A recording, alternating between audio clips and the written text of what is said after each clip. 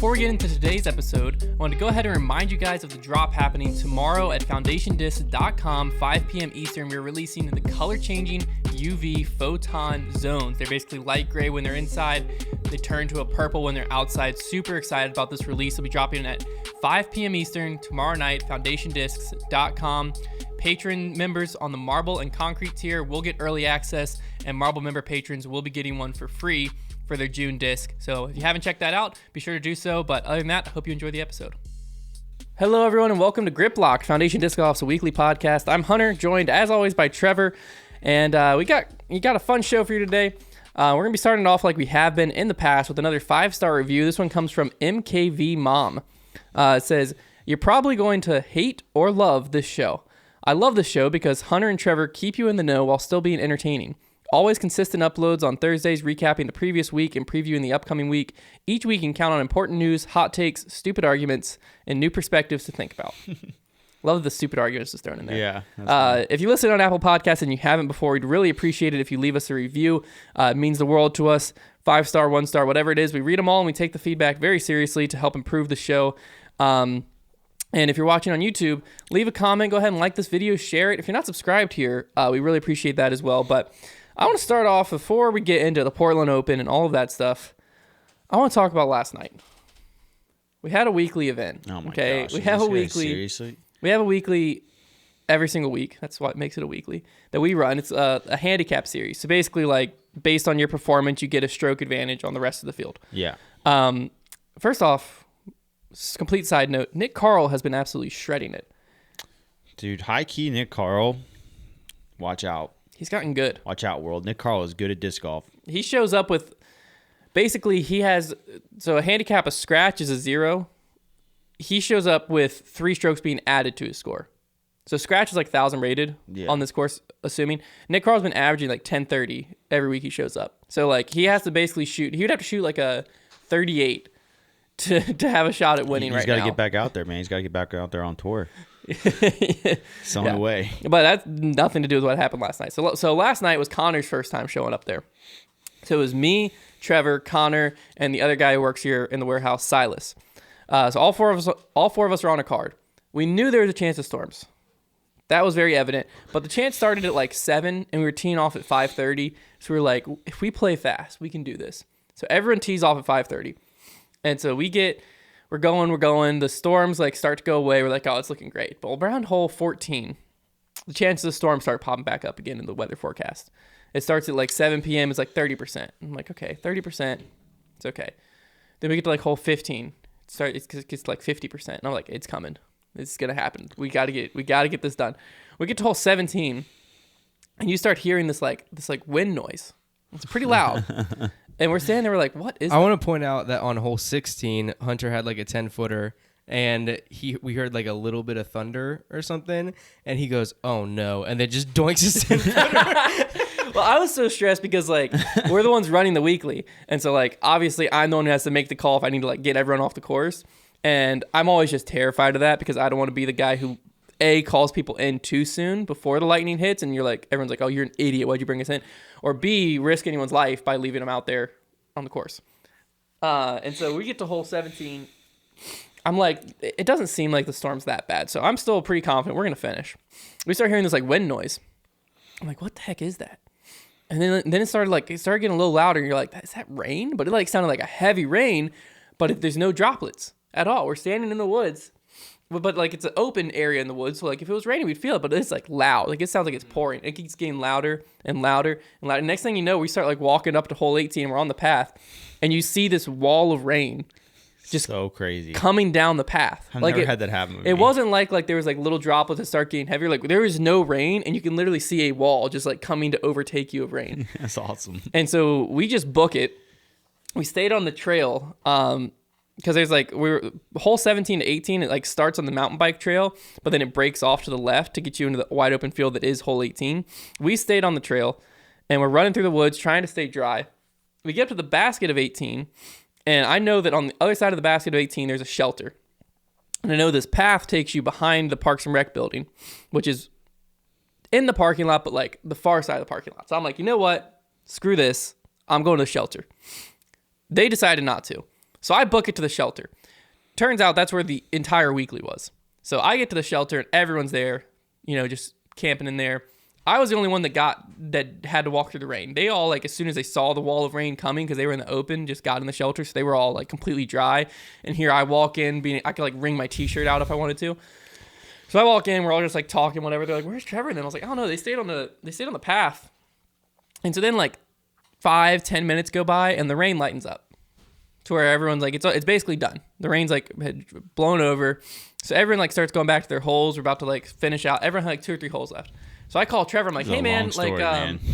I call Trevor. I'm like, hey, man. You guys are going to be really disappointed with the punchline. Well, it's not a punchline. Yeah, exactly. I was like, hey, man, the storm's over. You coming back? He's like, no. What do you mean? Him and Connor freaking got in their car and just abandoned us. And so then Silas and I go back and we finish out our last 2 holes. And everyone else in the weekly finishes out their last 2 holes. And Connor and Trevor are just gone. You know what's funny is, like... And what sucks about it, beyond all that, is, like, a tournament, sure, they get par plus 4 because it screws them. And a handicap weekly, I was like, I don't give them par plus 4 because then that just boosts their handicap. So then the next week, Trevor's going to show up and destroy me. It's chess. You know what's funny is, like, you were like... The thing is, we were soaking wet. We stayed on the path, but we were soaking wet. And, like, Connor and I were already playing, like, suck that night. So, like, we were not in the mood. My car exploded on the way there. So you were playing like, your best you had played. You're out of your mind, Score-wise. bro. No. Yes. It didn't feel like that. Because even when I gave you 2 pars, you shot a 51. I shot it in the 40s the first 2 weeks. Yeah, but you had 2 pars. So if you went birdie, which you probably would on those last 2 holes, you're 49. It wasn't as good as it could have been anyways. And then what's funny is when you called us and we're like, and I was like, yeah, dude, we're like already halfway home or whatever. We were like sitting in the parking lot. I knew you were. I was telling Connor, I was like, go, get us out of here. It didn't look like the kind of rain that you could just wait and finish your holes. It looked like it was like a bad storm. When we finished off the road, man, it wasn't even like on my radar to stay and finish the holes because usually that would be what I was doing. It felt like an escape to us. It really did. And we really bonded on that path back, It doesn't did matter, you see dude. you saw the picture of Leslie and picture. Silas? Yeah. Bunch of jerks. Well, it's funny. I'm glad you took all that time to tell the story about your heartache. Well, when I called Silas and when I called you, because Silas called me right after. Silas for dead. And Silas, yeah, y'all just abandoned him. We literally went to go get in the car. We're like, all right, bye, Silas. So Silas comes running over the hill when it's still raining. So he had to walk across the wide open field anyways. It's like he could have just come with me. That's a great story, man. Yeah. I'm sorry, Hunter. Silas almost won the weekly. He lost by 2 strokes. The handicap. He was having himself a night. He kind of shredded. But I was just boosting my handicap the whole round. I mean, if I had shot in a 49, my handicap would have given me. I wouldn't have won. No, you would have had a 42 adjusted and 39 adjusted won. I'm only there to win, man. You would have been a lot closer. But That doesn't count. All right. Well, now let's get into the Portland Open. How about a real topic now? I just felt like that was a good story. I think you needed the vent. I think that's what that was about. I just wanted people to know. I thought it was a fun story. Thank you, Connor. Thank you. I'm always down for a good story. Yeah, I know you. Maybe that's a new segment. Story time with Bogey Bros Fireside. Sorry, I don't know. I like naming the segments. You got a segment name? Bogey Bros Firefest. Yeah. You can tell them about our run. You want to tell them about our run? Oh Club? yeah, we also started a run club. the 4 of us here. This is turning into The View. We started a run club, so basically we're just. I mean, it is what it sounds like. We're all running. We are who we thought we were. We are runners now. Yeah. So. I have officially declared us. I declare we are runners. Our shorts are gonna get shorter. They're not much shorter they can get, but I mean, I'm wearing some like and one shorts today. They're down to my middle of my kneecap. Bro. It was all those clean. I ran in my good shorts this morning, and I was like, frick. Idiot. So I had to put on my basketball shorts. These are my painting shorts. They got paint all over them. Nice, dude. But yeah, so I'm the first one in. I logged the first week we're just running 1 mile, 3 days. So 3 miles total. We're gonna start slow. I ran let's see this. 8-minute and 19-second mile this morning. Don't come after him for that. Comments, calm down, man. I'm happy with it. Putting that out there. I'm proud of it. I know. What do you think your time was running from the woods to the shelter? Yeah, that's in the rain. I was running a 5-minute mile. You ran like a 4.540. That was with my disc golf backpack on. I was sprinting. That's the worst, running with your discs on your back. One time at Sandusky, my buddy and I got stranded in a real bad storm. Thunder, lightning, monsoon rains, and we ran a ways back, like probably a good quarter mile, bags on her back. You just got to pull the straps tight and clip it and just hope for the best. Oh, it was brutal. No regard for human life when you're just sprinting through a storm. We also, before we get too deep into the Portland Open, I just want to kick it off with a congrats to Trevor. Oh my gosh. You finally did it. Who was it? Kirby? It was Kirby, yeah. Kirby. Congratulations, man. Thanks, man. Does it feel good to be on this side? Not really. I was a loser. I kind of decided that the joke of me losing every week was funnier than me winning, like was better than me winning. So like the first week that I like try to make it a thing, you win. I win. So like I already bought him his latte. That's great. I was scared that I ruined it, that I was going to be the one that ruined your losing streak. Because I thought I chose too low of a rated person. Oh, no, yeah, Hunter. So I was kind of disappointed in myself whenever I thought that I lost, but then Hunter actually lost. No, I lost. Hunter's boy laid an egg. It was not a good week. I remember who. It was Tanner Gerard. Tanner Gerard. Come on, man. It was not a good week for him. Dang it. But I already gave Trevor his latte. It was good. He already drank it, so you don't have the joy of hearing latte, him chug that thing. And I'm feeling the effects, but go for it. You just got to make it through an hour. But on the results side, we had Eagle McMahon winning by 1 stroke. And then we had Ricky and Paul tied for second. So great. This is Eagle's 3rd Pro Tour win. Yeah. Now, it has been mentioned and pointed out, and this is just a stat. All 3 of his wins have been on golf courses. Mm-hmm. We're going to talk about our thoughts on this in a second, but I wanted to hear the Disc Golf World's thoughts on this because Hannah Macbeth, this tweet has since been deleted. But Hannah Macbeth tweeted, Eagle has 3 wins in 2021, and they're all on golf courses. What does Disc Golf Twitter think? Yeah. I don't think she meant it to stir the pot. She got a lot of slack for that tweet, and like I'd like to say, in my mind, I read that tweet, and I thought to myself, yeah, like that's what we were all thinking. We were all thinking like, he's won 3 times, but like I didn't read it as like Eagle can only win on golf courses. Like I didn't read it like that. I just read like they're all on golf courses. What Disc Golf? She got a lot of flack for it. But the Eagle fans they're loyal, man. My favorite response comes from the man himself, Eagle. He quote tweets Hannah with a quote from David Goggins that says, "If you could walk on water, trust me, your haters will say you can walk on water because you can't swim." So poetic. I just like that was like it was like such a nice way to kind of tell someone off. I felt like. Yeah, I just don't think it really deserved it, but I mean, I guess. Well, no, I get what he's saying because if I was Eagle, I'd be like, "What the heck?" Like. Did everyone else not play on golf courses? Nah.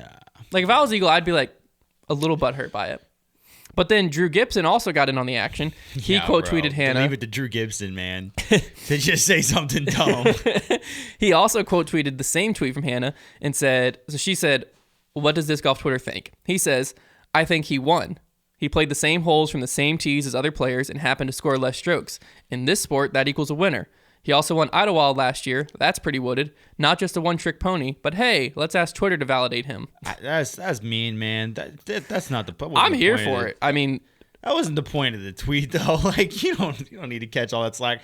Hey, come on, like you're Drew Gibson. Like you're a professional. Like you guys are all pro disc golfers. You shouldn't have. That's like a Kevin Durant move to like have to like respond to these tweets to like protect themselves. Like, but that's like whatever, man. Just take the hate. If you're Eagle, like just sit back. Now his tweet was a little more like I disagree. Classy. This calls like a storyline. Like this is like the Brooks Koepka. No, I don't think it's not to that level. I don't but the think. Same type No, of yeah, thing. I don't think it's like a problem. But I think it's like entertaining. I feel like this is what you want. But I feel like if I were in their shoes, I'd just like I mean whatever I won. It's like I don't need to respond to that. I mean, I probably wouldn't respond just because I'm too much of like a different people than Brooks Koepka because like the person making the original tweets, like these are actually their peers. So like they're people they're playing against. Like Hannah, even when she's competing, she's not in the same division even. So like, I don't know. It is what it is. I mean, I just thought. I don't know. I got entertainment. I'm always down for a little Twitter beef. It's a little Twitter beef, you know. A little bit of Twitter beef. Who doesn't like Twitter beef? No, we need more Twitter beef. That's what I'm saying. You're just saying you didn't like it. But I'm saying I would handle it differently is all. But what are your thoughts on the original tweet? So the Eagles 3 wins. They're all on golf just talking courses. about like the whole Eagle. So we're just going to replace what does Disc Golf Twitter think and say what does Grip Lock think? Here's the thing. Eagle is like uber talented. So like, and I don't think there's really holes in his game. There's people will say like, yeah, he's not as good with the finesse like Wood stuff. Obviously, his distance gives him an advantage. But really, what I've decided is he's not obviously nobody really this year is winning by a bunch of strokes. They're just winning by a few. And I literally think for Eagle on these golf courses, the separator is his rollers. I think his rollers are just so absurd. He takes par fours that would be difficult or par fives that would be difficult and makes them very easy or easy by comparison because we're talking 200 feet further than other guys sometimes when he's laying down these massive rollers. So I literally think that those like few strokes he's winning by on these golf courses are coming from those rollers and pretty much those rollers alone. He's obviously the rest of his game is working, but that is making the difference for him. Is those rollers? Yeah, I mean, He is insane at them. He's so good. That's what I think is like. There's a fine line of like, Eagle's game is very good for golf courses, but I don't want it to sound like it's a discrediting thing for his wins because guess who else played on golf courses and is very good at golf courses? Ricky Wysocki, Paul McBeth, Calvin Heimberg, Double G. You could say his game is suited for golf courses. He's not up there. You know what I mean? Like, it's not like Eagle didn't make the decision for 3 Pro Tours to be on golf courses. He's just playing his game. Eagle showed up, played his game, and he has won 3 Pro Tours, and we're only in June. To me, he's dominating right now. I think there's a lot of arguments that will come from his Waco finish where he came in like 47th. Yeah. But if you think back to that time, remember he was posting on Facebook about tweaking his back or something happened where he wanted to cart. Yeah. So like, I don't want to say like that's not a valid point, but to me, right now, if I had to pick a number 1 player in the world, I think it'd be kind of torn between Ricky and Eagle, but I think I'd be leaning towards Eagle. It's leaning towards Eagle right now. You have 3 Pro Tour wins. Yeah, we'll see what happens when we swing towards the East Coast. But like at this moment, Eagle seems like the guy to beat every week. Yeah, well, I mean, when you have the field that's as good as it is, to have a full season with 3 Pro Tour wins, I feel like is a great accomplishment. He's on a really good pace right now. And he's already done it. Yeah. And not to mention, we're starting to get towards Worlds. 2 of the rounds at Worlds is going to be on a golf course. So even if it's like I don't even know what you want to call it, but some type, like if you want to be like, oh, Eagle's only good on golf courses, that's not true. I don't think I'm not saying that. I've heard people say it. Mulligans at Worlds, 2 of the rounds, golf course. You know, it's setting up where Eagle, I think, to me, 2 weeks out, I think Eagle and Ricky are the 2 favorites going into Worlds. Because Ricky has proven time and time again at the Utah Open that he knows how to play those courses. I would throw Paul into that mix just because of it's Worlds, so you always have to have Paul in the mix. Just because his history with Worlds is that he wins most of them. But I would say as far as just if it was any other event, it would very much be Ricky and Eagle, the current guys that you're looking at to win. Yeah, so I mean, I think it's a fine line, like I was saying, of like not discrediting his win by any means. But his game is very suited for golf courses. So, like, it's not a shock that the 3 golf course tournaments Eagle won. Yeah. No. But to beat the field 3 times already is extremely impressive. Yeah. And it was one of the more exciting events down the stretch to watch live. It was incredible. So, it was incredible. If you missed it live, because I didn't watch post-produced because I watched it live. But I saw on Twitter where post-produced made you miss some of the emotions that were being shown, some of the pushes and stuff like that live captured, I thought, pretty well. So Eagle lost the lead. You would have saw that on post, regardless how you watch. He lost the lead to Kevin Jones. Mm-hmm. Kevin Jones had like a 2 or 3 stroke lead at one point? 3 strokes. Yeah. Going into 15, I think. Kevin Jones steps up. I think he misses his par putt. It comes back with is it a headwind putt, I believe? Yeah. Chains out. It wasn't a good putt. Chains out. It was like chain and like spun off the rim a little bit. And the wind caught it and picked it up and it rolls. And rolls OB. I think he ended up triple bogeying the hole. He did, yeah. So then at that point... No, quad. Bogeyed he took a 7. Jeez. Yeah. So at that point, he drops from like 22 under down to like 18 under or something like that. Yeah. Basically, it didn't take him out of it, but it's going to be really hard to recover from that. Mentally, he was gone. Which what that ended up doing is now you had, I believe it was Eagle and Rick were at the 20 mark. And you had Paul and Calvin were at the 19 mark. Yeah. Or somewhere in there. Whenever Paul and Calvin were going into hole 18, they were both at 19. And back on 17, you had Eagle and Ricky at 20. And they both parred 17, which left the door open that, okay, if Calvin and or Paul can make a birdie, they put the pressure on. Yeah. And then Paul did a very Paul thing. Oh my gosh, on 18. So sick. He banged. I mean, it was elevated basket on 18. Paul's like, what would you say, 60 to 70 feet at least, and up on the elevated basket. It was a crazy. It was a very Paul moment, and he bangs the putt. So he's sitting in the clubhouse at 20 under par with Eagle and Rick on the 18th. I'm literally getting chills. Eagle and Rick on the 18th at 20 under par. Yeah. So if they can birdie, boom, we might have a two-way playoff between Eagle and Rick, but if they par, we have a three-way playoff between Eagle, Rick, we and almost Paul. had 4 because if Calvin would have made his putt on 18, we could have had 4 guys at 20. It was looking like it was trending in that direction. Yeah. And I was freaking out. And because then Ricky, on the upshot, left a little bit to be desired for his birdie. He was 30 feet. Yeah, man, he's going to be kicking himself. 30, 35 feet. He had an easy upshot. And Eagle ended up, his upshot was 20 feet or so? Yeah, it was so it's a pretty very close. makeable putt. But, with the pressure on the line, you never know what's going to happen. That, I was very curious, in that moment, Eagle seemed like he knew where he stood. I know in the past he has said he doesn't look at the scores. He even said, well, I think he said afterwards that he wasn't really looking at the scores, but he kind of asked his caddy or somebody what he needed to do when he was on 18. Okay. Which I still find super odd. I mean, clearly it's working for him, so I can't really say anything. But, I find it very odd because I can guarantee you that most players know exactly where they are. When he was approaching the green and after he ended up making the putt, I could tell he knew where he was. It wasn't like before when we've seen Eagle win where he makes the putt and walks up. He made the putt and the emotions hit I just won. That's kind of an interesting topic because I understand the argument of there's definitely an argument made for it doesn't matter what everybody else is doing. I'm just going to play against the course and whatever I shoot is what I shoot. But there is something to be said for course management and how much that changes based on where you are in the field. Because if you're up by 3 strokes, you're going to play safer going into the last few holes. Like Paul on hole 18.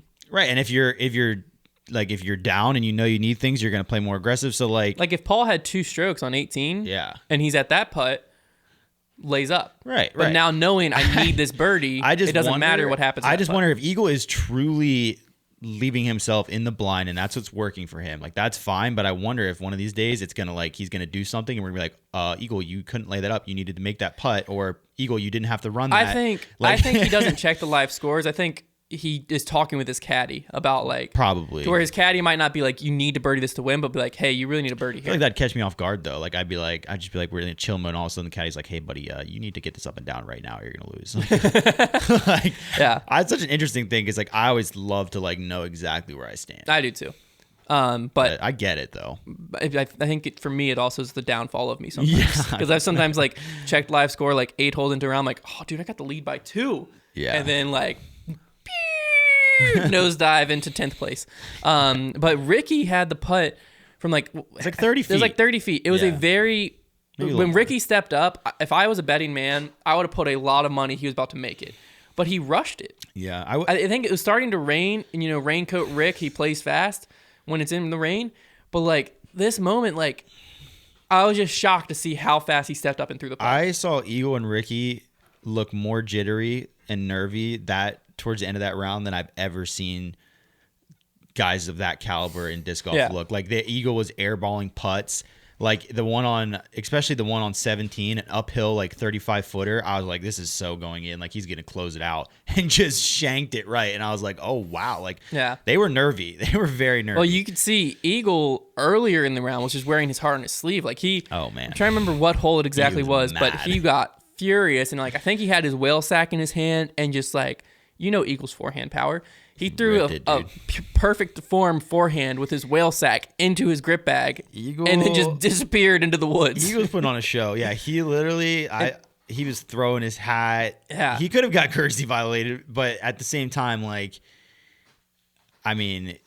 it's pretty entertaining to watch, and he wasn't really It was making for some fun live disc golf. Wasn't, yeah, it's not, I don't think he was really distracting or hurting anybody else's round. He was kind of just in his own mind it was very entertaining for the round, but he was throwing a temper tantrum for a good bit of that round. Now I don't want to pump up live live because we did also notice a negative to the live, which not really negative to the live, but something that live could improve on. And it was just the need for more cameras on the back nine. Yeah, because we got to see more of Paul's push than if we were only watching one card. And Calvin's push, but we didn't get to see all of it, or enough of it. It was the first time in a while that I was desperately needing to see what was happening on the chase car because I was following on UDisc, which is great that we have that. So like every time I would just be waiting in anticipation for it to update and be like, oh my gosh, Paul made another birdie. Like here he goes.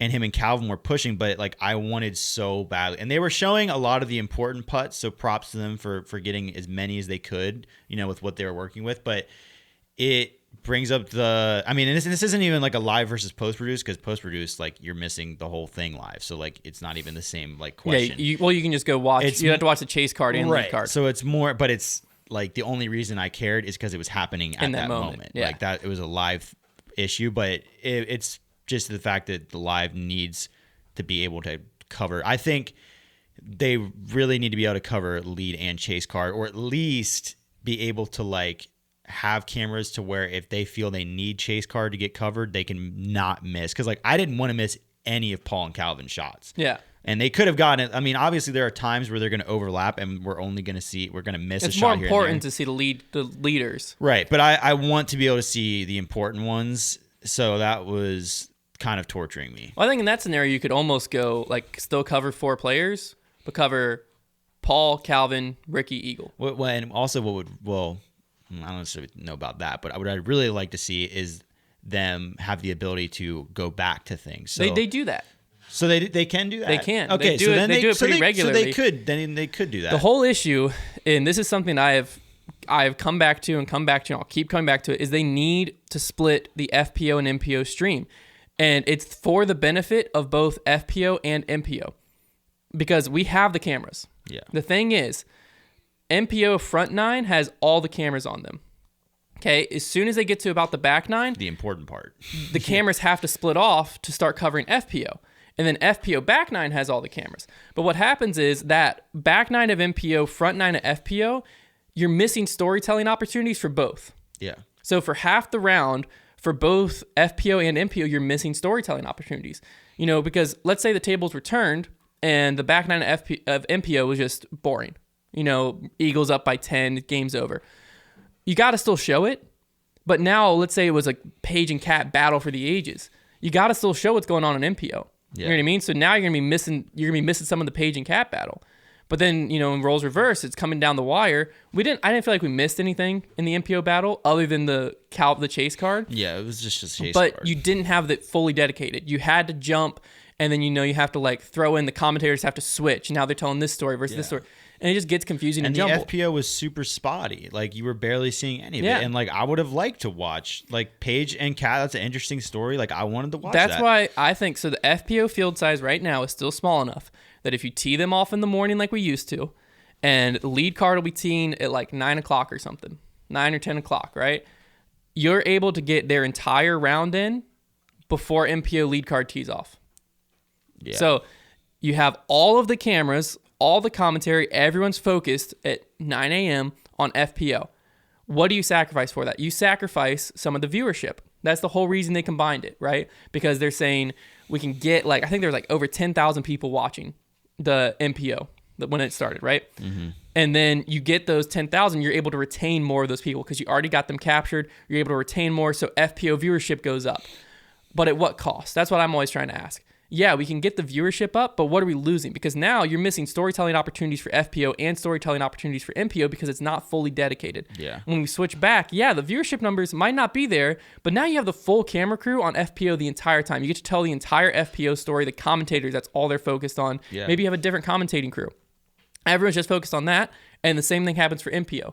So now when you're on the back 9, you have those 2 or 3 extra cameras. Right, yeah. It's really easy to get, you have 2 cameras on chase card, 3 cameras on lead card, whatever. I don't remember exactly how many cameras they have. You have all those cameras. So now it's really, and you're only telling one story. So instead of cutting to the FPO coverage, now you're cutting to the chase card coverage. And for FPO on the front, instead of cutting to the MPO coverage, maybe you're cutting to the chase card coverage. Yeah. Maybe you're using that camera to get a camera on Hannah Macbeth or someone in the field as a field reporter, which I know she was playing this weekend, but you see what I'm saying?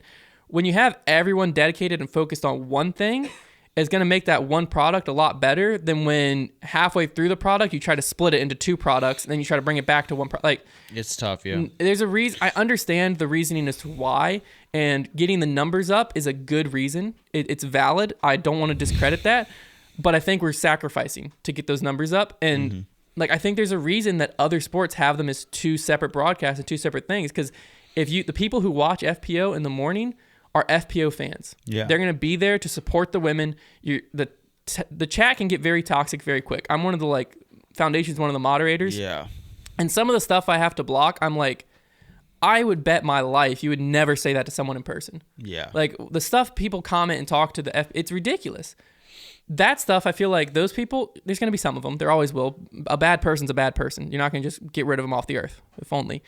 But the FPO, like people who wake up and are watching dedicated FPO stream, they're going to be a much more entertained by FPO and there to support the women. Yeah. And then the people who are watching the MPO stream are there to support the men. Is that the best solution? I personally think so. Obviously, I think the Pro Tour doesn't. I think that they're willing to sacrifice that storytelling ability and stuff like that so that we can have more viewership. I just think it's the wrong decision. Because I think this week is where the first week in a while that we've really, because it was so exciting coming down the stretch with Chase and lead card, that we really saw it affected again. Yeah. And and it's like another thing you can do with having more cameras, and they try really hard to sneak in if you watch the PGA events, like when the players are walking down 18, like the cameras are just following them and you're seeing every emotion and you're just like, you feel like you're there. Like that's how they build the story and the suspense. And when they're trying to switch between two different coverages, like they try to sneak one in every once in a while, a more artistic kind of like cinematic shot like that, but they just don't have time to. Yeah, I think it's because live, like we said before, live is the secondary way to consume disc golf because post-produced was brought to us first. So right now, live is trying to be post-produced. Live is trying to just show us shot after shot after shot after shot, boom, boom. When the advantage of live is the time. Yeah. Use it to build the story. I saw comments that were like, when I said what you just said about like having a camera on Eagle walking up to the 18th green, or having a camera on Paul when he was walking up to that putt. Like people were like, "Oh, so you're saying live should just have a camera on someone walking? Like you're an idiot." If you haven't watched golf coverage, you don't get what I'm talking about. It's great. You're sitting there, you're so invested in the moment because this guy's walking up with a chance to either win or he's going to a playoff. The story, like it's happening. You know what I mean? Yeah. Having the camera on Eagle's face to see him like thinking through, trying to like figure it out. It's like you feel watching like a you're movie. there. Yeah. It builds the story. Yeah. And if that's not what you want, then post-produce is great because then you're just going to miss out on the emotion, miss out on stuff like that, and boom, boom, there's boom. There's a lot of people who want shots. that like really fast product of like, I'm just going to see every single shot. Like I don't need the filler, but like that's just not. I think it just goes back to like the people that don't consume sports and don't like the live sports, because that's how live sports is. Like you are getting invested in live sports. That's why we can sit down for hours and watch it, because it feels like it lasted 30 minutes because it's awesome. Especially that back nine. Yeah. I mean, that thing was flying by. Yeah, it's a whole experience. You just get enamored in it. And then like we're hopping in with the live tweeting. People were getting involved with that. Like that's so super fun too. Like you get you can get on our Discord and the live disc golf chat. That was popping off. Like it's a communal experience. Like everybody's watching it. We're all talking about it. It's great. And I've seen people say like whenever we talk about live versus post produced, because it always somehow continues to come up, that we act like live is like the correct way and post produce is the wrong way. That's not the case. I personally, when I talk about disc golf coverage, the main thing I want to talk about is it all coming under one umbrella. Okay. I don't think post-produce is going anywhere, but I think if it was all under one umbrella, live would be the preferred way for the Disc Golf Network to push. And then post-produce would come out a few days later for like people who don't have the time, who can't watch it. Like those are very valid reasons. But with it all under one umbrella, you can still sell all of the viewership to a sponsor. That's the whole idea. Yeah. Right now, the views, like if you were Nike and you wanted to put money in, where are you picking? You know what I mean? Because are you going to pick Central Coast, Gatekeeper, Jomez, Disc Golf Pro? Like you're going to look at it and you're like, where are the viewers? The viewers aren't all in one place. Yeah. That's the key. But no, like I think live disc golf needs to stop acting like post-produced. Because the point of live isn't to just be shot. The point of live is to build the story of the round. Mm-hmm. So that you get, even on like a more boring round, there's a story somewhere. Find the story and build it. So then everyone who's sitting there watching it is on the edge of their seat. Yeah. Because there's a story going on. Yeah. You're watching something develop. Definitely. And that's where I think splitting the stream is the way to go. Because then you can develop both stories and give them their 100% attention that they need. Yeah. Other MPO storylines before we get into the FPO, Simon Lazat's performance. Yeah, good for him. He going into the final round, he was on lead card, I believe. I believe he was in second place, right? Mm-hmm. He was very, very much in it throughout that last round until Kevin started to pull away during that shift. He started falling back a bit, but for a while there, he was within like 2 of the lead. Yeah, I think going into the final day, he had one blemish, and it was a double bogey on hole 1 during round 2, and that was the difference between him being tied for the lead and being in like 3rd place or 2nd place. He was 2 strokes out, which was very impressive because I don't think even Simon expected to be in that position so soon. I don't think anyone did. I mean, obviously Simon is a very talented player, but with his elbow injury, like he couldn't throw forehands. There were opportunities where it was like clear forehand upshot, one, and he had to go like backhand mid because he wasn't throwing a power forehand. He didn't want to risk it. No, yeah, which is smart. He's focused on getting back to being 100% Simon. What I'm curious is if this, like the force for him to play golf and not have those Simon line temptations, if that's going to make him a better player to where when he can go Simon lines, if he's realizing like, if I don't, I'm in a chance to win every week. Like he what are he we doesn't really care about that in the past, but if it has to do with his health, with like protecting his elbow, that might convince him. I also like I feel like winning, and this might just be me. This could very easily be me. Winning gets addictive. So if he's like constantly in the chase where he's only a stroke off, he realizes he can be on those lead cards, those featured cards. You know, I think what I saw out of Simon was like a smoother, safer, smarter version of himself. Like he was hitting his lines, just throwing really smart shots, and he still gets that effortless distance. He wasn't overdoing it, and like he was hitting fairways. He's great with his putters to throw up shots. His putt looked pretty solid, and like Simon is definitely good enough to compete with the top dogs. I was so enamored by why is enamored like my favorite word? I've used it like 5 times. Good word. It is a good word, but I was so focused on the top that I knew like he was in it, but as everyone like started pulling away, where did he finish? Like 5th? Yeah, so I'm gonna look. I don't know where he actually ended up. Maybe 5th or 6th. Finishing. Simon Lazat finished in 7th, so he ended up 5 strokes out of the lead. When it was all said and done. Yeah. But, I mean, that's super impressive for someone. This is his 2nd Elite Series back. Mm-hmm. Super impressive performance. Another super impressive performance was Brody Smith, specifically in the final round. Yeah. He was able to shoot an 8 down, bring himself all the way up to 13th place. I believe he was 100% C1X for the weekend, which I believe was 33 of 33 putts with 14 of them, he was saying, being outside the X. So from 10 to 33 feet. He was 14 for 14. And then, what's that math? Math is hard. 19 putts. I think he led in park percentage. 19 putts were inside the 10 feet. Yeah. So it's 33 for 33 inside the circle. Very impressive, but to me, this was Brody's, one of his first rounds that he fully put together. Yeah. Was his final round. I also birdied hole 1 at one point, which like nobody was doing. That was really impressive. That hole was hard. Yeah, I mean, and a lot of people did not like that. I saw the Pro Tour posted like he was 100% C1X for the weekend. Yeah. And everyone's like, oh, 100% C1X didn't even crack the top 10. Like, oh I'm like, the dude came in 13th place. You are big mad that Brody is good. I'm wondering at what point is the next step, like Brody comes in top 10, people are like, oh, he wasn't even on lead card. I'm here to tell you, at some point this year, pending he stays healthy and keeps trending upwards, like the dude's gonna challenge for a win. Yeah, he's gonna. And people are. I mean, I just can't wait to see what those same people are saying. Like, at what point do they turn? Like, is it like, he came in second? Man, never. He came in second. You kidding me? He hit 95% of his fairways and only could come in second. What a joke!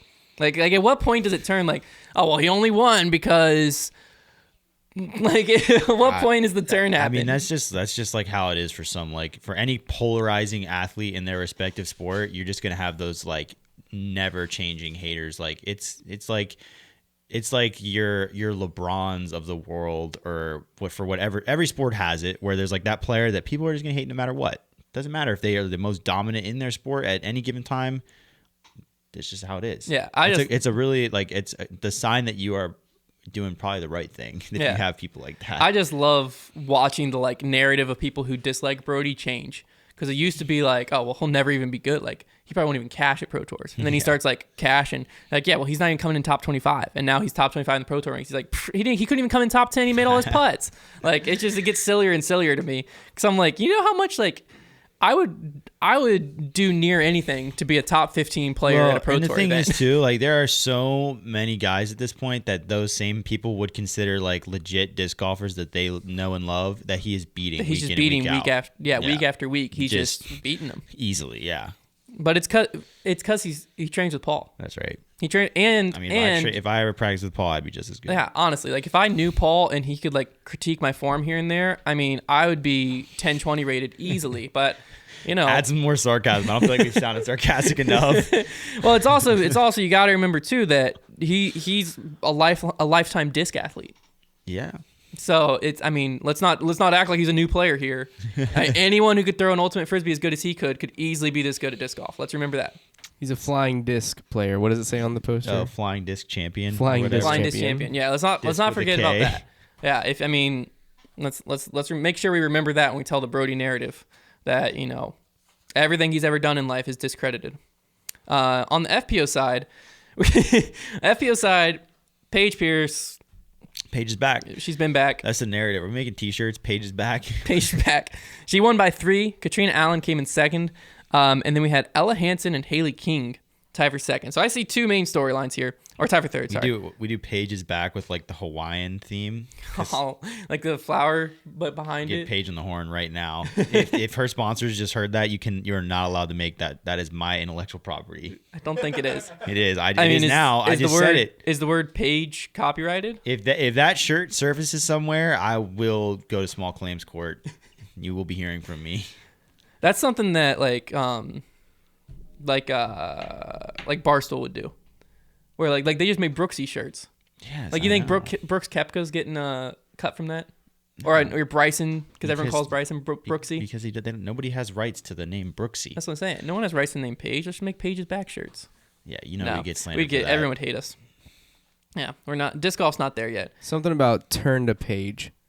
Turn the page. Yeah. Oh, we're on to something. That's like middle of. That's not the complete product, but that that's getting there.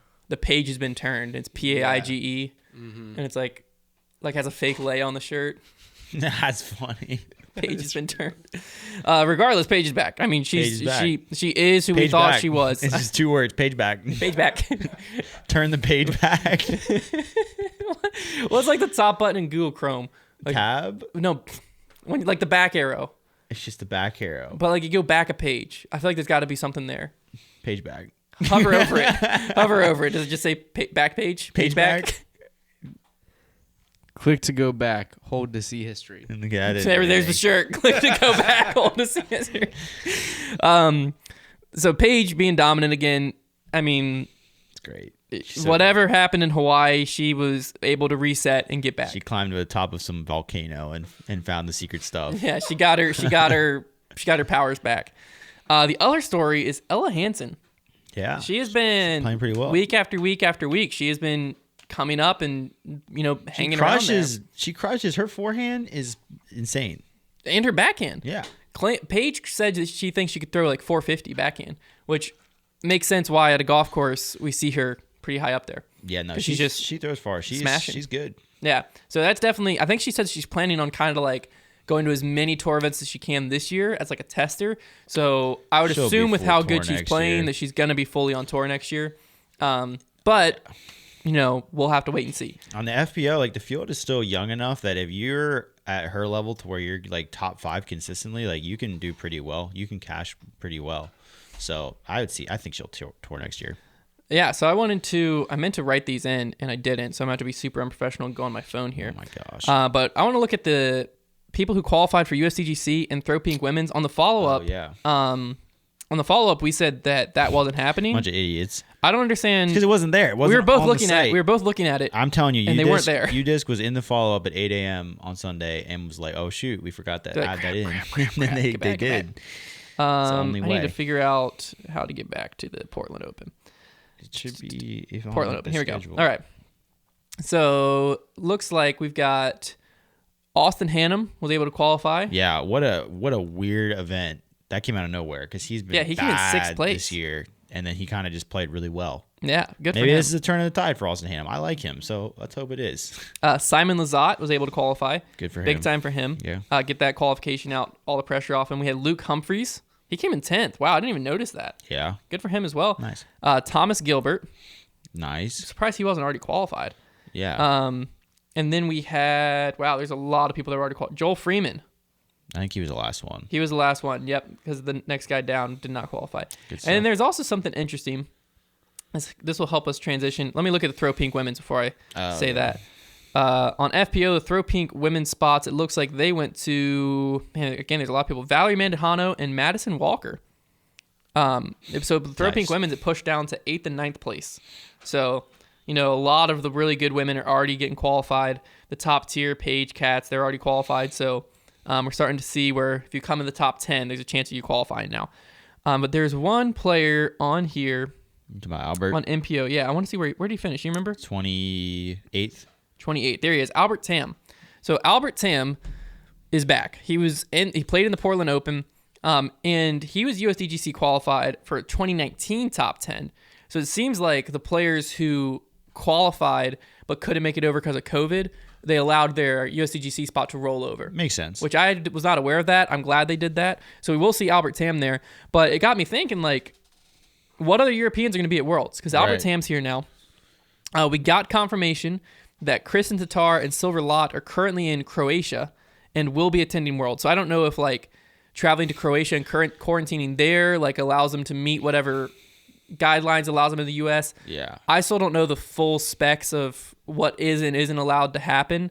But Kristen Tatar, that's a pretty big story. Silver Lot, he's a good MPO player. I don't really think he'll push for the championship for a World. Same with Albert Tam, but it is good to have them back.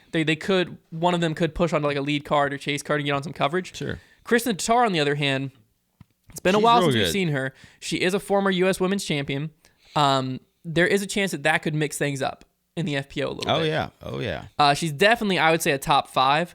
I was not able to find anything about Evelina and Henna because I think those two are the two that if they were over here, I really want to see where they stack up against Paige. Yeah. And Kat. Same. I think they're the two that could take this 2-horse race a lot of weekends and turn into a 4-horse race. Absolutely. To where the FPO get really exciting. We're getting really close. I'm excited for them to be able to get back to the events. Yeah, but I haven't been able to find anything saying whether they are or are not coming to Worlds. I really hope they're able to make it work somehow. Throw Pink is in October, is it? Yes. Okay, same so as USDGC. hopefully at least by then they're able to. Well, they'll have to get a spot. That's true. That's true. Well, maybe they have the same kind of exemption because of Albert Tam. The event didn't happen in 2019. Throw Pink Women's. Oh, that's true. That was a new event for 2020. Man, I mean, if I were Innova, I would. It is Innova's event. I would give them sponsors exemption. Both Innova sponsors. Yeah, just give them sponsor exemption. I mean, if they were over here, they would qualify. Yeah, they're the two of the top FPO players in the world. Yeah, it's just tough to know where do they stack. That's what I want to see. I want to see them against the field and know, are they up there with Paige and Kat week in and week out, or what's going on with that? So I'm really hoping they make it. Haven't been able to find anything else about them or really any other even MPO players. I've only been able to find Albert Tam. He's already here. Kristen Tatar and Silver Lot, they're coming, and nothing on any other Europeans. So I'm hoping more of them will be at Worlds because that gives me a lot more confidence in Worlds happening. I know it's happening, but it makes me feel better about it if the World can actually be here and it's not just U.S. players. It's unfortunate that European Open was canceled. It kind of sucks. We're only going to see 2 majors this year, but at least it's Worlds and USDGC. It's a bummer that we only have 2 majors. That's just not enough. Yeah. Well, the one we had a match play championship in. What tournament was it? I think it was last year where Albert Tam made the putt and then did the bazooka. That was 2 years ago. Was that European Open?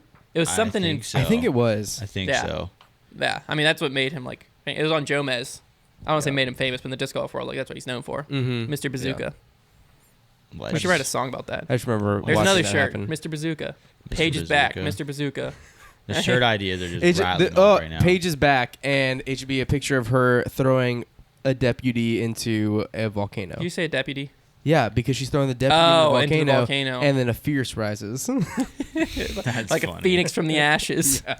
I thought she just made a blunder. I was like, she hasn't played with them in a while, Connor. Come on now. Another thing we got to look at as we're getting closer and closer to Worlds is the injuries. They're starting to get a little bit more storylines coming around the injuries. Yeah. First one, we have Drew Gibson. He has something with his ankle/fibula. Now, do you have enough medical knowledge to know what a fibula is? If I'm It's in your leg. Yeah. As far as I know, I would imagine it's near your ankle. Based on he doesn't know which it is. Is it the one that's like in the front? Is that the tibula? Tibula and the fibula are next to each other. Yeah. You know what? Google. I'm assuming. I feel like the fibula They didn't teach me this in our school. is the bigger one, right? The fibula or calf bone is a leg bone on the lateral side of the tibia. It is the side one. The tibia. So it's the side tibia, one. It's not the yeah. bigger one. The tibia it's the big outer. one. It looks like the outer one that goes down to your ankle. Okay, that makes more sense. So he's having some type of pain, discomfort. He said he's going to be knocked out for at least 2 weeks, which would put his earliest return at the World Championship. That's probably his goal. That is probably his goal, but I mean, that he is was definitely already something. playing through pain, so I would be pretty shocked if he didn't at least give it a go at Worlds. Yeah. So that is definitely something to keep an eye on. We also had Anthony Barella. I wasn't able to find much information on this. He's There in was the cast. some type of injury to his hand or wrist. I heard on the Nick and Matt show that it was from hitting a tree, but again, I couldn't find that anywhere. So I don't want to spread that rumor that he like hit a tree somehow. But something happened to where he's in a cast, unable to see when his return is going to be. So he might be out at Worlds. I hope not. We have Yuli with some type of rib injury. I believe he will be fine for Worlds. It seemed like it was just some discomfort. And again, I think for Worlds, you'll just play through it. Yeah. Unless it's super serious. In his post, it didn't seem like it was a super, super serious But injury. it's more like if it's something where you can hurt it worse or if it's just going to be painful. You know? Yeah, for sure. We also had Brody Smith with a knee injury. He went for an MRI, and it was basically like a bunch of fluid in his knee. Bursitis. So it's super painful, but nothing serious. No. It's just going to take some rest. Again, I would imagine he'll be back by Worlds, taking 2 weeks off. He said he posted yesterday and said he was throwing within like nothing more than 250 feet, but it felt okay. He said the only time he really noticed pain was when he'd go down on his putt. It is his left knee, I believe. Mm-hmm. So it's not his plant knee. So when he's throwing, it doesn't hurt. That's a lot better. But his putt, when he goes down and up, it was hurting. Another injury on the FPO side is Sarah Hokum. It's been over a month since we have seen her. And I scrolled back and found what she was saying. She said it's a pinched nerve in her elbow that was causing numbness and tingling in her fingers. Basically, she couldn't even like feel that she was gripping the disc. That stinks. So she finished out DDO, and then we haven't seen her in a month. There is no way to tell when she's coming back. So that could be a big story if she misses Worlds, because obviously she's a player that when the stars align, she's up there pushing for the win. Yeah. So definitely some injuries to keep a look at. People are getting, I think people always say like no one's ever 100% as you get late in the season. Yeah. Everyone's got a little something going on. Obviously, we also have Simon's elbow. He's back now, but again, he's not like 100% Simon, so that's another thing just to keep an eye on. But players are pretty banged up coming into Worlds. We don't hear of anything with like Ricky, Paul, Calvin, Eagle as of right now. So it's looking like the top 4 who were most likely going to win anyways, they're coming in pretty healthy. But we'll definitely have to see. But it's time for the fan favorite segment, Trevor's Trivia. What do you got for me? I just got a quick question today. Nothing too crazy, but I thought it might be require a little bit of thought. So the question is, only one player outside of the top 5 in the Pro Tour standings, MPO, has a Pro Tour win this season, including Silver Series events. Who is that player? One player outside the top 5. The top 5 has taken all of the rest of the wins. What is the Silver Series? Was Mid-America a Silver Series? Because it's whoever won that. Mid-America, I think, was a Silver Series. And that was Sir Kyle Klein. There you go. Correct. How did you come to the conclusion it was Mid-America because everybody wasn't there? Is that why?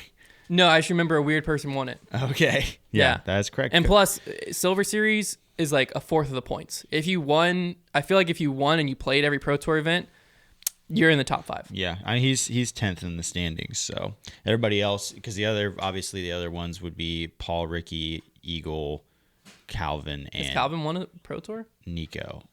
Or was it Paul, Ricky, Eagle, Nico? Has Paul won a Pro Tour?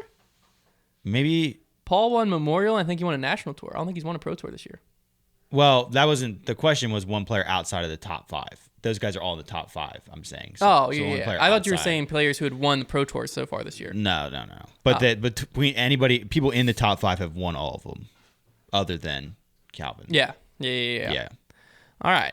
Sweet. So let's transition into a little bit of a topic that I've thought about bringing up a few different times, but I don't know. I can't figure out what exactly is going on, but it just doesn't add up. So I want to bring it up and see if anyone else knows.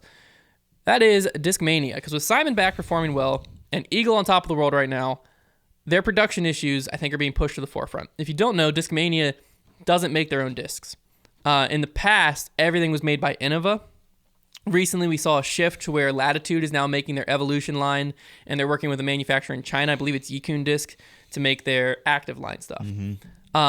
Which, first off, their Evolution and active line stuff feels pretty freaking great. Yeah, especially their Evolution line stuff. The Method and the Origin, those two mids, they feel great. The Tactic, yeah. There's a lot of great discs in that line. Sure. Issue is that's not what got them here. No, the originals is what got them here. So when they're all three working together, it's awesome. You have a sick, wide variety of plastics, weight, all that. But originals, what everyone knows and loves about Discmania. And those are the staples in the pros bags. Yeah, the P2s, MD3s, PD2s, PDs, FD3s, they're molds that, anyone who's thrown a Discmania original that I know of loves them, but they're all made by Innova, and they haven't been made regularly in a while. I think the only ones that have been made this year to this point are some DD3s and some MD3s, and that was a one run. It's a long time ago. And they were like a month or two ago. The Evolution and Active Line stuff being cranked out, but it's just, and people are buying it up. People love it, but it's not what people like when you hear Discmania think of. Right. That's a lot newer. So new players into the game, that's probably what they think of. But I've started to notice that originals are being phased out of players' bags a little bit more. It's probably just trying to push what's available. Mm-hmm. But I've also noticed that some of the signature discs that have always been on originals are now switching to Evolution line and stuff like that. Yep. And I just think it's a very interesting because there's something going on. Because Innova's production, it's not 100%. No one's production is 100% still. Innova's production's up there. Yeah. Another thing is Infinite Disc is getting restocks of their original molds. Right, and Innova makes those. Right. So they're getting their putters in. They've had some driver restocks, stuff like that. You would think Discmania is, I would imagine, sales-wise of their original disc versus Infinite Disc, Discmania is bigger. Yeah. So you would think, production-wise, Innova would be prioritizing them. Yeah. But for some reason, it doesn't seem like especially now when the demand is so high. Like Innova, if Innova wanted to make Discmania, they would do it because that's what I'm saying. The demand is through the roof right now. So that's where I don't know exactly. They've been open about they're trying to get originals ran. They have people on the Facebook pages voting as to, which molds should we run, blah blah blah. But something's going on clearly, because it's such an easy moneymaker for Innova and Discmania to run originals. If you ran P2s right now, I mean, they'd be the hottest disc on the market by a long shot. It's got to be a rift somewhere. So there's something. I mean, the only thing that I could think of is when Discmania split off and started making discs with not Legacy, Latitude, and Yikun, that it caused some type of divide. Another issue is because I've said before, originally just when I wasn't thinking about it, I'm like, why don't they just take the PD2 and get it made in their neoplastic and stuff like that? That'd be sick. But I'm like, well, obviously they can't do that because all of their original molds are combinations or modifications on Innova molds. Right. So Innova owns them. Innova owns at least a part of the PD2 mold, the PD mold. A lot of these molds Innova owns at least a part of. So Discmania can't just take those molds and be okay, well, we're gonna take these and move them over here. So what I'm looking at is where do they go from here? Because they have two of the top players in the world. Those players, and probably definitely two of the top names in the sport. Those players deserve big contracts, right? To get those big contracts, I feel like Discmania needs to have the revenue from their original line. I'm sure they're doing fine with their Evolution line and stuff, but if you go online, I've seen a number of people that are switching to Discraft, switching to Prodigy, to Innova, because they're my whole bag was originals. I can't find any of it now. I don't want to pay $35 for MD3.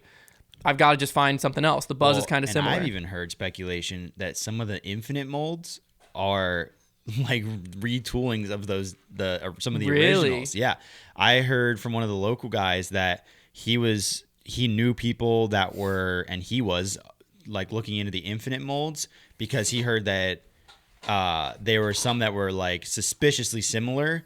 Interesting. Which is like, I think it was one of the, especially there was like one that was like just like a DD3. Yeah.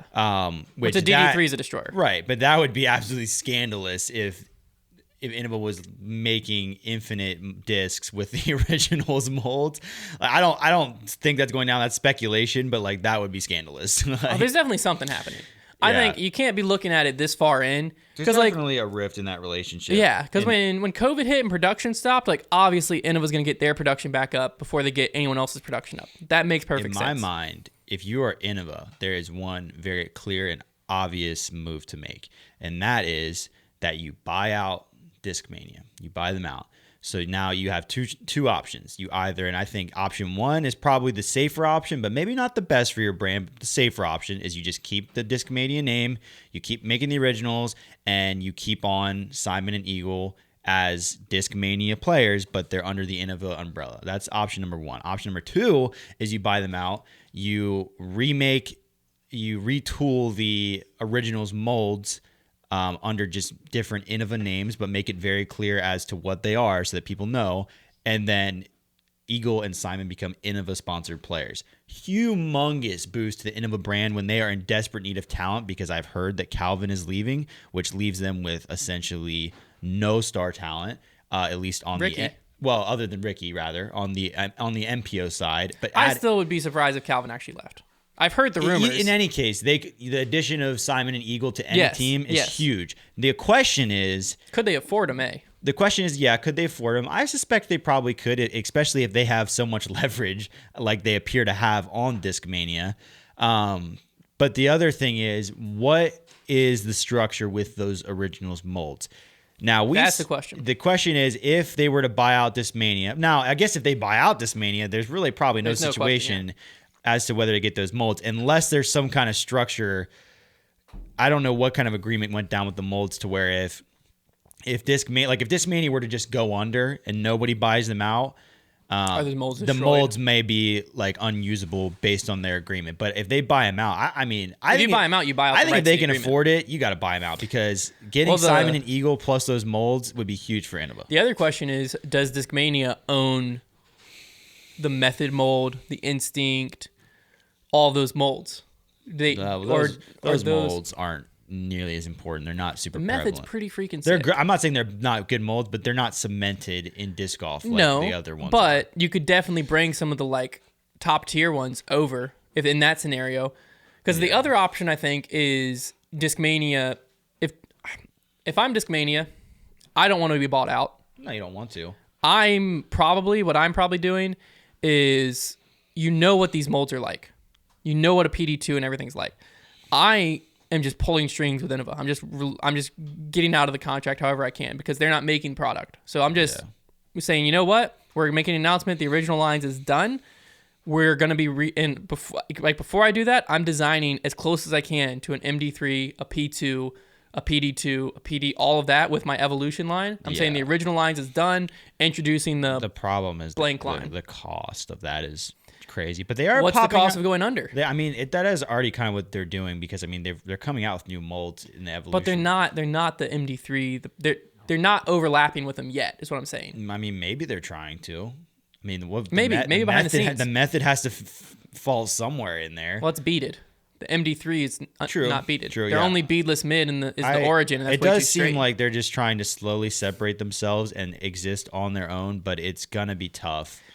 Well, the tough part is like, let's just say that obviously there's only people who know this, the behind the scenes stuff, is people at Discmania. But let's just say like the evolution line, they're in a similar situation in contracts as they are with the original line.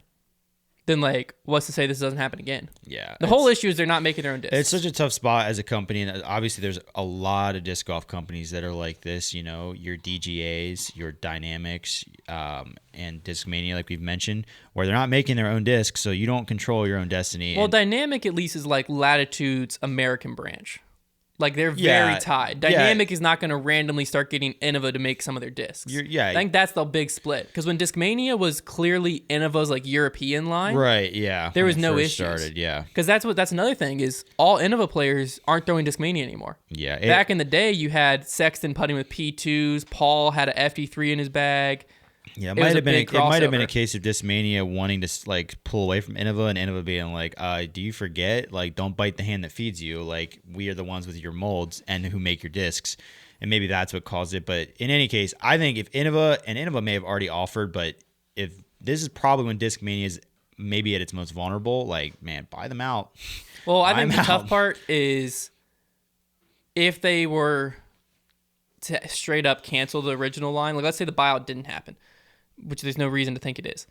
If they were to somehow like just announce the original lines as done, would that hurt the company so much that they can't afford Simon and Eagle? I just have a hard time seeing how they're able to continuously afford Simon and Eagle without their key molds. It's as simple as, I don't know if Simon's contract hasn't expired yet, but like Eagle getting re-signed, like he's not getting paid as much as he would with other companies. He's got loyalty, which I respect. I respect having loyalty to the company that gave you your start. Like there's nothing wrong with that. And he's trying to keep them afloat by being with them. If they lose Eagle and or Simon, they're done.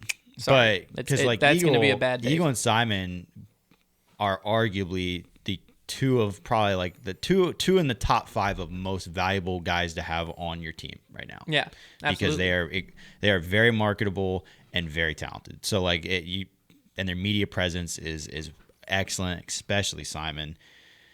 I mean, there's no telling what some companies with the resources like a Discraft could do with players like that. So like they're definitely not getting the kind of disc sales and revenue and exposure that they could get if they were with other companies.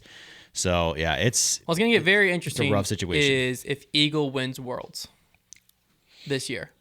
Yeah. Because his value just skyrockets because now... Or Simon wins Worlds. Yeah. Either one of them. I think Eagle's obviously the front runner in that. But if either one of them win World, their value skyrockets. And then obviously they need their name on a disc consistently. And like if Eagle could pick, he'd probably pick the PD2 or something like that. Yeah. But right now he can't because like we haven't seen PD2s in I don't know when. It's a real interesting situation. I mean, it sucks because I am a huge fan of Discmania original molds. Yeah, they're great. Their new stuff feels good. None of it's made my bag. MD3 is like my all-time favorite mid. The PD, I always switch between PD and Thunderbirds. They haven't really bad molds. Like no, every single one of them. I never threw an original mold that I was like, okay, well that sucks. Yeah, never once. Even their flippiest stuff, like the TD2s and stuff, the CD2s, they're every single mold was a banger. It doesn't really have much to do with the plastic. The plastic, even the new like the Evolution plastic, it's good. Yeah, it's good plastic. It's more so to do with just, like literally just the molds were that good. Oh yeah, the MD3 was just like a beadless Rock 3. It's good stuff. Like I just loved it. I don't know. Do you think if Eagle wins Worlds, then Innova is going to be more motivated to come back out with those originals just because they know that they'll if they put Eagle's name on there, they might get more new players back to Innova? It depends on what their goal is. If their goal is, like Trevor's saying, to buy them out, they're not making an original mold ever. I think, the demand is so high already. I think there's a lot of pride involved between these two companies right now to where if Discmania was offered to be bought out, like, no, we're not taking a buyout from you. And Innova, even though they know they can make a ton off of original molds, is like, no, we're not making your discs because you're not doing what we want. Like, I think there's a lot of pride involved. There was somewhere along the line, there was a contract signed that someone didn't think of the possibilities. Yeah. That's all that makes sense. Because there should have been, like, production minimums in the contract and stuff like that to where this type of thing can't happen. But, like, either someone broke a contract, like maybe Discmania was under contract that only Innova was allowed to make their disc, and they broke it. That's the thing, too. There's so much stuff that goes down, and yet we've never really, like, seen a prominent disc golf lawsuit, at least that's gone to court we've all heard about. Like, so, like, man, that'll happen one of these days. There's just, I cannot put my finger on it. Something's going down behind the scenes, and I'm very, very curious because, like you said, they have two of the biggest assets in the sport. If you're listening and you're a source from Innova or Discmania, you should message us. You're probably messaging like, how dare you? Idiots. Everything you said's wrong. Then correct us. Hey, maybe, you know what? I hope that I am absolutely wrong and that next week we get the shipment for the ages of original molds. I mean, I like drama. That'd be awesome. Your mic's not on back there, Connor. Connor's just looking at us. I used to throw FDs all the time, and I loved the FD. What a great such disc. a great disc. I used to put I still have two CD2s MD4. at home. They're both Danavici. Sell them and like retire. Tour Series CD2s. That you know what? But I just sold those are awesome. sold like it wasn't a stock run. It was a Color Glow FD3 that I had used. It was in my bag for almost a year. It was pretty beat up. Had my name on the rim, like so much devalue in it. Threw it up on the Discmania collector page for $55. Someone paid me. Man, that makes me wish that I'd bought every original mold I saw. I know, man. A little bit ago. And I don't even know what my sucks original is stuff I've got every MD3 I own right now is in my bag. So as they get beat up, like this might be it. I might have to find another mid. It's crazy, man. Yeah, the Discmania collector's market is wilding right now. Yeah. This stuff's expensive. I'm gonna go home after work and see all the because I haven't thought about any of the Discmania stuff that I have. I have some old stuff. Yeah, if you're not like familiar with the collector's market and you're just kind of like sitting on Discmania stuff because you got into the sport and you somehow got your hands on it, like you might want to check that out. You need a little extra money? You want to go on vacation? That's the problem, is that they're in my never sell bag, the bag that I care about, and so it'd be a hard. I mean, to at this point, the You way can throw things them are up there and trending. just see what you get for Here's it. the thing, though, Connor. yeah. The way things are trending right now, I would say it's unlikely we ever see originals again. Yeah, so I kind of would rather. Just I would hold to on them. to them That's true, because yeah. the value. That's in why my I held on mind, to those going up. CD2s, the Danavici CD2s. I thought they were so cool. Yeah. And so I just like. I them. think the value of them continues to go up. That's true. It's yeah. Discmania is a hold right now. I would even argue it could be a buy and hold right now because true. I think the value is still going up. Yeah, it's very, very interesting Why situation. don't we buy out? We are not Discmania? financial No. advisors. No, yeah, we're not. It is not financial advice. Let's start treating disc golf like the stock market.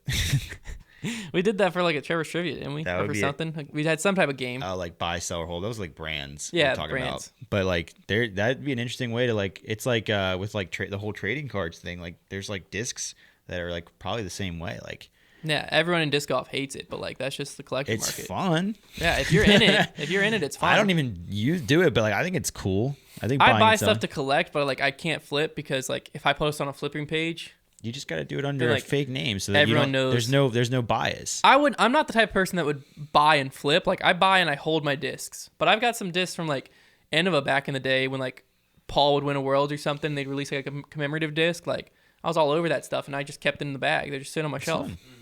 Yeah, I could pay next month's mortgage. Well, that's Easy. like James Proctor. Mm-hmm. His first name is James, right? Yeah. James Proctor. The interview with him on the Nick and Matt show, he said that all the like rare stuff that he buys is he never collects it. Everything he has is a thrower. Jeez, So he I doesn't couldn't do it. He doesn't have I a single respect disc. that.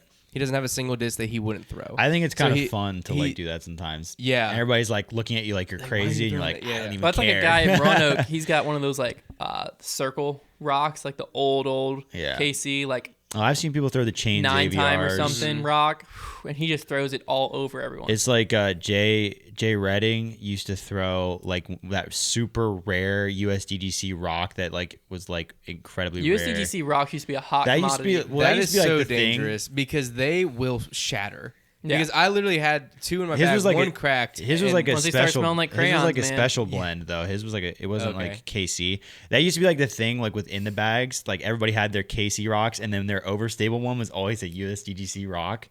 And so I always wanted one so bad, but they're so expensive. I got a USDGC Champ rock.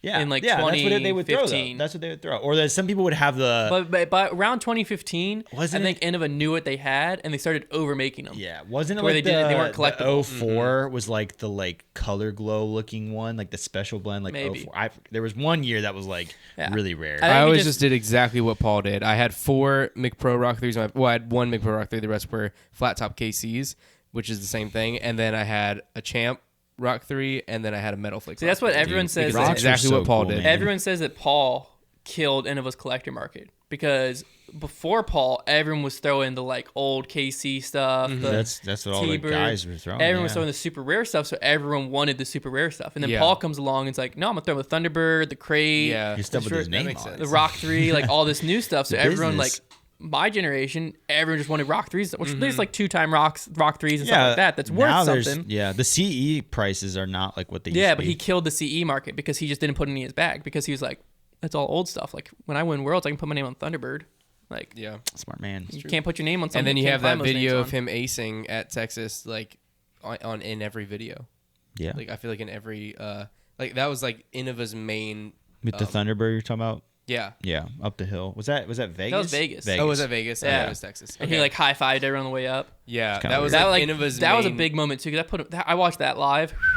That put him back in the tournament.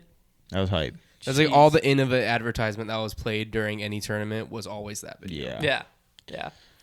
All right, as we head into the Resistance Discs Open, it's a silver series coming up this weekend. One thing that's interesting is there's like a split field between it and the Utah It's a Open. very split field. Because the Utah Open is an A tier, but it's just Worlds. It's pre-Worlds. It's literally they're playing the same course as the Worlds. I think this is incredibly dumb. I'm just gonna say it. Like, why on earth would you host an event before Worlds? It's the same courses. Like it's like a pre-run. It takes away like the suspense though. Like I understand like obviously these guys are all gonna be able to practice beforehand, but like I don't like there's gonna be probably coverage. Like it's like watching them play Worlds before Worlds happens. I don't like it. I see where you're coming from. I don't like that at all. Well, with the Resistance Disc, the MPO field's pretty good. FPO field, none of the top tier touring pros are there. They're all in Utah. They're all Utah. Yeah. MPO, some of the top tier touring pros are there. Excuse me. My predictions for this, I think Calvin Heimberg's gonna take it down.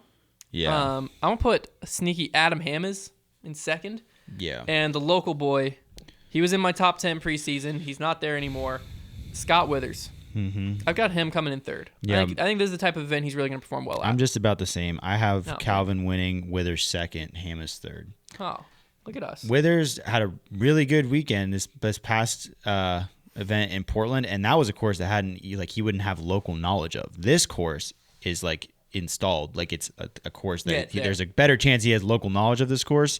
So yeah, I have him in second. FPO, I'm gonna just predict the winner because I didn't really know much of the field. I don't really know the field. The entire FPO field is at the Utah Open. So Utah Open will predict top 3 for them. But for FPO, I think Dan Carey's going to take this down. I'll just agree with you with that because there's not much to say about the field. There's like 7 of them, and they're not the main field. No, yeah. Dan Carey is a touring pro, I believe, at least. Her and her husband, AJ. Actually, we played with them in college. Yeah, I definitely know her. Yeah, I think she's going to take it down.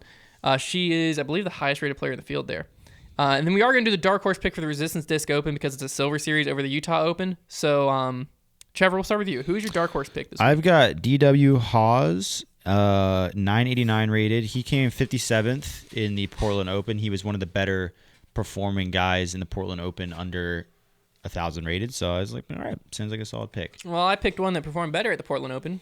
Cool. Mr. Tristan Tanner. He had an injury, so like... You don't pick recognizable names. That's like the downfall of this entire thing. Well, he's below 1,000 rated. What are I'm you just saying I've done that, and it never works. Nah, you got to pick somebody Tanner, you've never heard of. he came in 37th at the Portland Open. I think he's just happy to be back out there. You know what I mean? I think he's gonna. Was he rated? Slap DW around. What's he rated? 993, I think. Okay.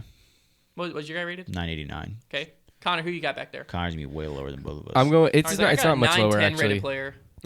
No, he's 991. Oh, so I'm the Oh, lowest. you're the lowest. One of my highest rated players I've chosen so far. This is Justin Jowers.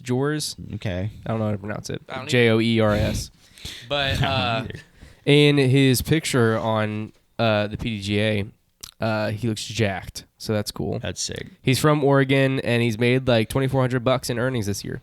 Nice. So he didn't play at Portland though. But Where's he from? Oregon. So he's from Oregon, but didn't go to the Pro Tour in Portland. Interesting, man. It's probably a good pick. You're probably gonna beat us. We also, like we said, had the Utah I don't feel Open. so confident now. We also had the Utah Open going down.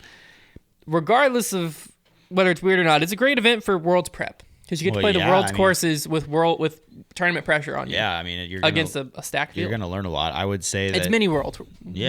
I just don't even want to I don't. I hope even there's not acknowledge coverage. that it's happening. There will be. I know there will be, but I hope there's not because I agree with you. That could make Worlds boring. Yeah, because we're just gonna watch Ricky and other top players. I don't want to watch this Utah Open because I don't want to be tired of seeing this course. And it's both courses. They're playing both courses. Oh gosh, man, what are you doing? And they even said it's the same layout. Like they're loud and proud about it. Like you get to watch Worlds before Worlds. Like I don't want to do that. I want to watch Worlds when it's Worlds time. Like it's supposed to be a special event. It's a major of the PDGA. It should be special. It's like if what are we doing? Imagine if Augusta at the Masters like a week before had like a invitational with all the top players. Imagine we played an event at Winthrop before USDGC. Yeah, the week before, everyone plays Winthrop Gold. That. The Winthrop Gold Open. And I can oh man, this kind of stinks, man. That's stupid. I honestly when I read it, I just didn't even think through that. I was like, oh, it's Worlds Prep. No, dude. The Worlds Prep is the practice rounds that the guys will play by themselves beforehand. That would never happen in another sport. No, that's such a dumb call. It's like basketball. Like I always go back to basketball. I don't know why. Trevor's like, it's not valid. It's basketball. The thing is though, like too, these courses, like it's not like it's really the PDGA's fault. I mean, I guess they could have. Well, it is their fault. They could have vetoed it as a sanctioned event. They could have been like, no, you can't have a sanctioned event in these courses because like the park and the golf course, they're not going to veto it. But it was up to the PDGA to say, no, we are having Worlds there. Host the Utah Open at a different course in Utah, please. Like they would. I mean, it'd be like basketball. The PDGA drops the ball on protecting the prestige of their events. Duke versus UNC, like a week before the events. Like, let's have a little scrimmage, and let's put it on ESPN. What a bummer, man. You know, we'll allow fans and everything too, but it's not the real event. That was a bad call. It was just a bad call. Well, let's still do predictions. I didn't want to predict it, man. I picked the boring top three. I got Ricky taking it down because he's probably gonna be my pick for Worlds right now. Yeah. Nico in second, and Joel Freeman third. Joel Freeman has a pretty good history in this event. Ricky, then Kevin Jones, then Nico. Okay. Nice. And then on FPO, Paige first, Katrina Allen second. Same every week. And then I'm going Valerie Mandujano. I had the same, but I picked Own for third. I picked Own third? Yeah. All right. So, mini Worlds this weekend. Bummer, man. Don't tune into that if you don't want Worlds spoiled. Don't even. Let's all boycott the Utah Open. Yikes. Did I just say that? Hashtag boycott the Utah Open. Let's like all not watch it. I do agree. Like they should have done it at a different course. I guess their thinking is like, well, we can get all the top pros in. I mean, yeah, if you're the TD, like the TD, like it basically makes sense for everyone but the PDGA.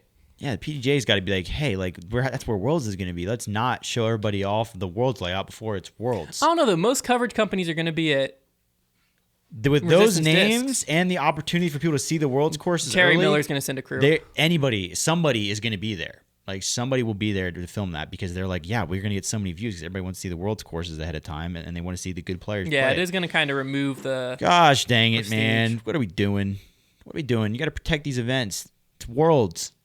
We're out here hosting an event. It just doesn't make any sense to me. It makes me mad. I can tell. I'm just upset about that. Why isn't Paul going to be there? He's in Michigan. He's at the Discraft headquarters for. He's got something to do. Who knows what? I don't know.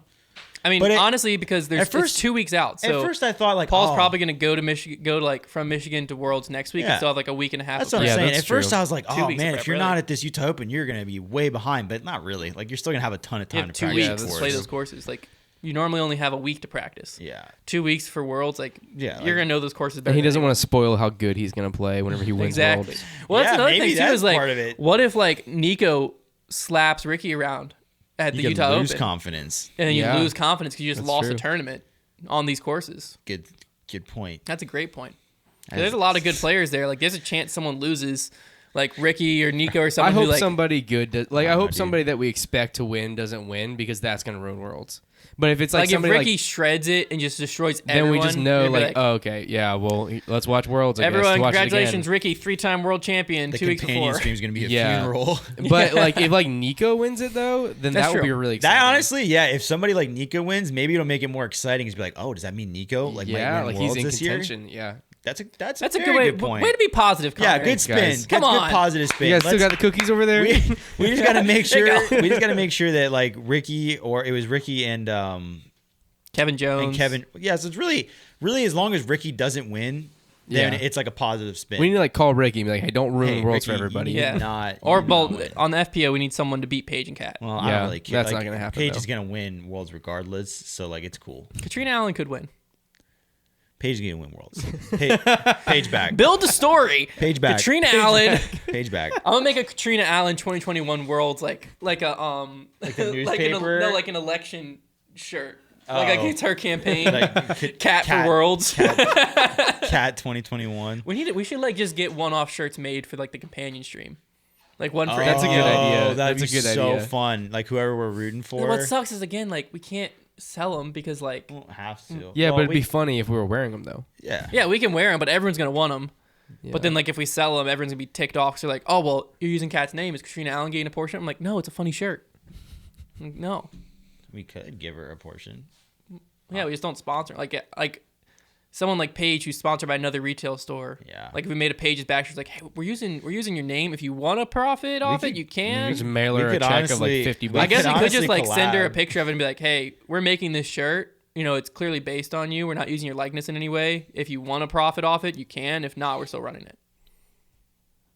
I don't know. That sounds like an ultimatum. That sounds like hey, that sounds like we a got you in a hostage corner. situation. Listen, I know You want to guys make all money or not? I know you guys all want Paige's bag shirts. I mean, we all do. So Turn the page. turn the page. No, it's Paige turned. Page turned. Page It's kind of turned. like what moves Page made or turned. or like Yeah. made moves when Paul won Worlds. I don't How know. did no one make I that still shirt? like Page bag. I think it's Paul's funny. using making moves Hashtag like stay golden. make moves all year. Stay going. Paul's using make moves all year, and he wins World, and no one made a moves made shirt. They made some Moves Lunas, made. I think. I think there So, was like, discs. Yeah. Made moves made. So much merch. How is it? Is it Move. made? Moves made. You just got made. We're all gonna make that call. The final segment. Calls made. I'm gonna put you in another scenario here. All right. You step up to your drive. Only thing you have to worry about on this hole is there's an OB creek on the right. I'm throwing right. You're looking at it, you decide, you know what? I'm going to get aggressive. You rip your drive, and sure enough, there's it goes. There's it goes. There's it goesy. You watch as your Raider that you swear was stable yesterday It flips was. over and rides straight into the creek. Gosh dang it. Devastated. You walk up the fairway only to find you might just be in bounds. It's too close to call. You're not going to. Okay. Someone else on your card steps up, sees your Raider laying on the edge of the creek, decides to push it down and see if water comes up on the outer edge or not. It does. The whole group agrees you're OB. You start yelling. You're arguing. There's They touched your no disc. way, yeah. Your disc, your call, it has to be safe. They touched No it. chance, yeah. Who's right? You can't touch somebody's disc until a call has been made by the group. Absolutely no way you can touch a disc. So then what happens? So now The disc has been touched. It's over. you're What's the call? they're getting some Make kind, that call. I'm saying two things happen. Number one, you are getting if they've moved into the water, you get if they like moved it into the water, you're getting like relief. But you're definitely your next shot, regardless, is not penalized. No chance. And that person is getting at least a stroke for like some kind of courtesy violation of some sort. I don't know. They're getting that is like a violation, and they're getting a penalty. That's as much as I can make that call. From the question and answer section on the PDGA, I'm about to be so mad at the PDGA. your disc is OB. This is a direct quote No way. from the answer. I put you in the exact same scenario did because they- I didn't understand this rule. What did they tell them? I said, note that the interference and position rules are written in terms of a disc being moved rather than merely touched. The other player did not change the location of your disc. In yes, fact, he did. a disc must sometimes be manipulated in order to determine its status or whose it is. If you move your possibly OB disc, it is automatically OB.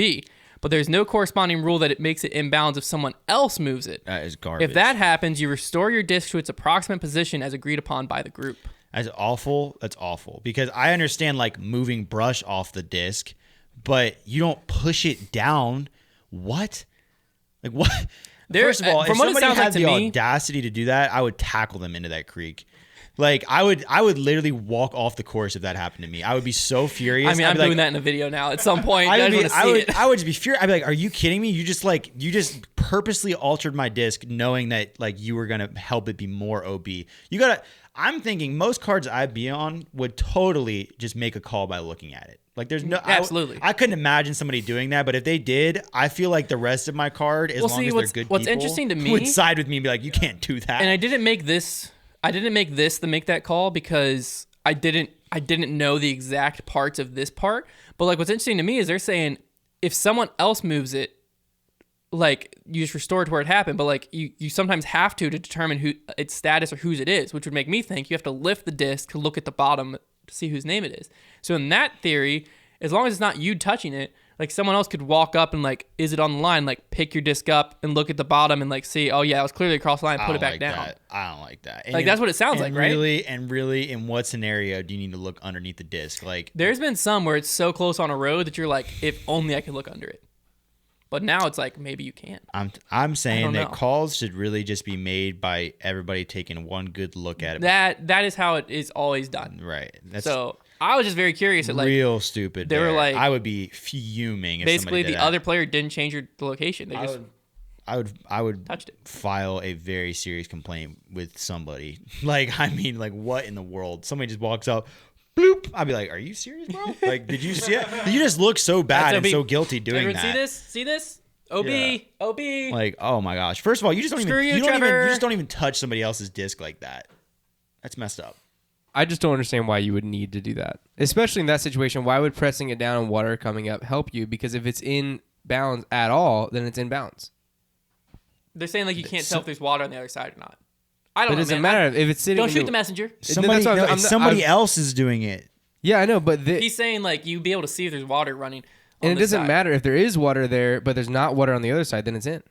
Yeah, but in this scenario, pushing down the inside to see if water comes up. In this scenario, it's apparently in this scenario he wants you to be out of bounds. It would appear. Yeah, it is malicious. Because it would appear it's so close that like 99.999% of people I've ever played would be like, oh, it's so close we can't. But then you got the one guy who's like, hold on 1 second. Yeah, and then Connor walks up and's like, elbow, top rope, splash. That it's OB. Stinks, man. I would be furious. Yeah, that would suck. But that's in their question and answer section. That's gross. It doesn't sound right. Nothing about it sounds right. Absolutely gross. Apparently it is. PJ, you can get your rules checked, man. All right, well, thank you guys for tuning in. Hopefully you enjoyed this podcast. It felt like a longer episode. I don't know if it actually was. It felt like we went on forever. But be sure to check out the Resistance discs open. If you want Worlds to not be spoiled, don't watch many Worlds. # boycott many Worlds. Another shirt. We're 3 for 3. If you guys want to join our run club, hit us up. Don't actually. We'll have a lot of like super marathon runners. Be like, oh yeah. Actually, no. I rescind that offer. Yeah. We don't need to be embarrassed. There's a reason I made that group private. I won't even tell you what app we use. Fitbit. It's called Doodle Jump. Yeah, Doodle Jump. It's called Angry Birds. Thanks for tuning in. We'll talk to you next week.